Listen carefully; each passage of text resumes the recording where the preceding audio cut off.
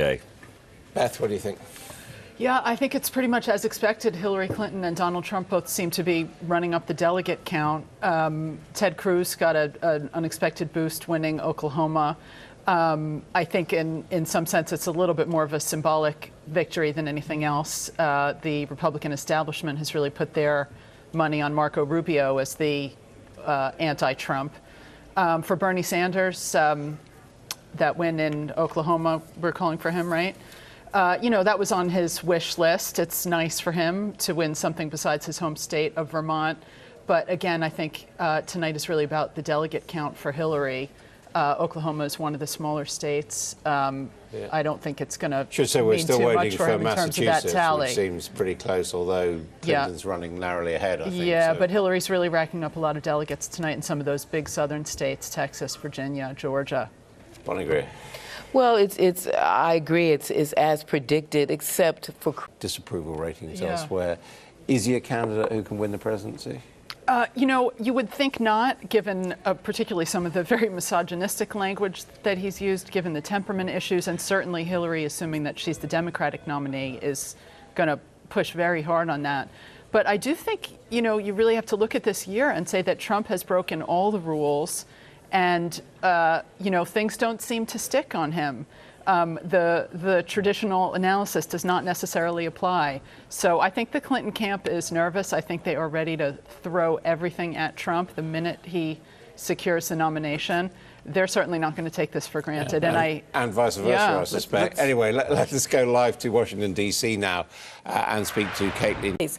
Rubio's not comfortable talking about spray tans and all of that sort of thing. So he's completely changed the tenor of this whole thing, and it's not for the good. It's certainly not good for the Republicans. He certainly has, but to your earlier question, I don't think Rubio ever expected to win a state tonight. I think Rubio right now is just about hanging. Well, he hasn't won a state yet. I mean, we've got to. I don't think he expected to. No. I think he's trying to rack up some second place showings. He's trying to get enough delegates to justify holding on. And his vision, it may well be a fantasy, is to stay in the race until the convention, hope that Trump does not secure majority, and that Rubio somehow comes out as the winner in a contested convention. I agree with Mallory. If Rubio loses Florida, that's a winner-take-all state. That's deadly for him. And that's his home state as well. So but he's hoping to win Florida, hang in the rest. Well, there's something very interesting going on about endorsements that we talked about earlier. We're seeing Chris Christie there, who's endorsed Trump already. Yeah. Rubio has well over 60 endorsements. Cruz has about 25, and Trump had 2 up until a few days ago. Now he has about 5. Endorsements by the establishment don't matter that much. And they also probably don't matter when they come this late. I think they matter for Trump. Yeah, they do matter for Trump. He is such an anti-establishment candidate. Yeah. But I think it's very significant when he gets a governor like Christie. Okay, let's go to Trump, see what Donald J. Trump has to say this evening. Who's have a Hispanic background. Yeah, well, I think what's interesting about Donald Trump is not his appeal to Latino voters. I have a very hard time seeing that going forward into the general. But I do think that what he's done very effectively is to tap into a phenomenon that's really always been part of American politics and American life, which is this deep vein of white resentment. Trump has really fanned that first with his anti-immigrant rhetoric from the day of his campaign announcement, when he talked about Mexican rapists and building a wall and let's make Mexico pay for the wall. And then he moved on to Muslims and obviously that notorious policy idea he floated about screening people by religion when they enter the country, no Muslims allowed. He walked it back a hair, but not much.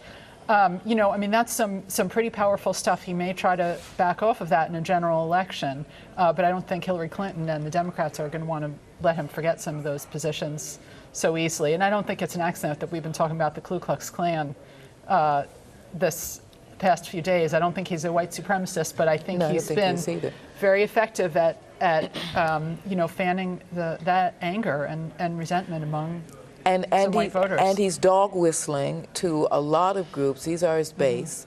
He's doing that. He doesn't actually seem to understand the resistance that he's creating, not only with outside, but within the Republican Party itself. And some of this is being shown in polling with Catholic moderates and some higher educated Republicans who are having a problem with Trump, a serious problem with Trump. And it's also been stated by Nate Silver that the Democrats seem to have a lock on the Electoral College. So unless Donald Trump actually gets that Electoral College vote, he's not going to be the President of the United States. I'm talking about California. Is this whole business of getting into legal trouble over her email, her private account? I mean, how likely is that? I don't think the Democrats really have any other alternatives at this point. Bloomberg would be a third party. You know, she's weathered a lot of scandals over the year. How much of a problem for her is this scandal? I think anything, you know, that is not an indictment of her, which seems very unlikely, she can and will weather.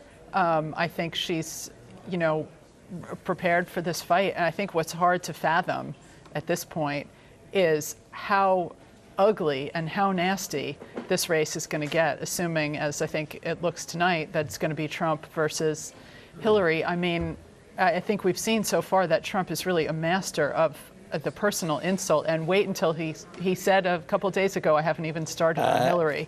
You're certainly going to be hearing about the emails all right, I just want to ask him. you one question, Bonnie. If it is Trump Clinton, as we all seem to expect, we're talking about two wealthy people from the East Coast.